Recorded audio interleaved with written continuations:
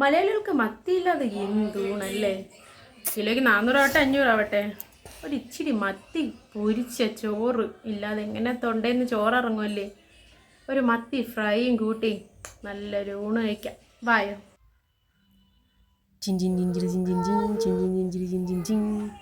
അതെ, നല്ല കപ്പയ്ക്ക് എരിശ്ശേരി വെച്ചിട്ടുണ്ട്. നല്ല പഴങ്കഞ്ഞില്ല നമ്മൾ പഴുങ്ങി എന്ന് പറയും, പഴുങ്ങി ഇതേ എടുത്ത് വെച്ചിട്ടുണ്ട്. മത്തി ഞാൻ അതേ വൃത്തിയാക്കി വെച്ചിട്ടുണ്ട്, നന്നായിട്ട് വരഞ്ഞ് കുറച്ച് സ്റ്റൈലായിക്കോട്ടെ എന്ന് സ്ലോ മോഷനിലിടാണേ.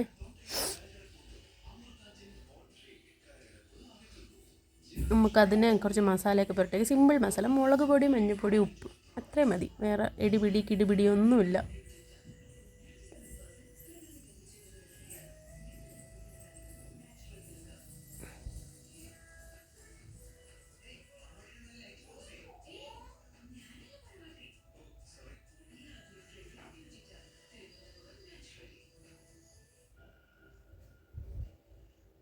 നന്നായിട്ട് മസാല എല്ലാ ഭാഗത്തും തേച്ച് പിടിപ്പിച്ച് കൊടുത്തിട്ട് ഞാൻ അടുക്കി ഒരു ചന്തത്തിനൊക്കെ വെച്ചിരിക്കുകയാണ്. മത്തി കിട്ടിയ സന്തോഷമാണ് എന്താണെന്നറിയില്ല. കുറച്ച് തുള്ളാന്ന് എഴുതി. ആ മത്തി പൊരിഞ്ഞ് വരുമ്പോഴുള്ള മണം, അതെ, നല്ല കറുമുറു മത്തിയായിട്ടുണ്ട്. അന്തസ് മാമ.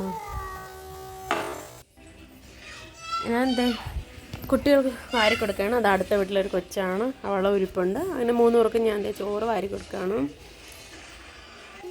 ചേട്ടൻ വന്നപ്പോൾ ചേട്ടന് ഞാൻ വെച്ചിരുന്ന പഴുങ്ങി മതി എന്ന് പറഞ്ഞു. അങ്ങനെ ചേട്ടൻ പഴുങ്ങിയും മരിച്ചിനിയും എല്ലാം കൂടെ കൂട്ടി ചേട്ടന് ഒരു പിടി പിടിക്കുകയാണ്. അത് കഴിഞ്ഞ് ഞാൻ പൊരിച്ച മീനും മരിച്ചിനിയും അരിശ്ശേരിയൊക്കെ കൂട്ടി ഞാൻ വാരി കഴിക്കുകയാണ്. നല്ല വിശപ്പുണ്ടായിരുന്നു. അങ്ങനെ കൊതിമൂത്തി ഞാൻ കഴിക്കായിരുന്നു. സ്വന്തമായിട്ടുണ്ടാക്കിയ അസലെന്ന് പറയുന്നു. ബായ്.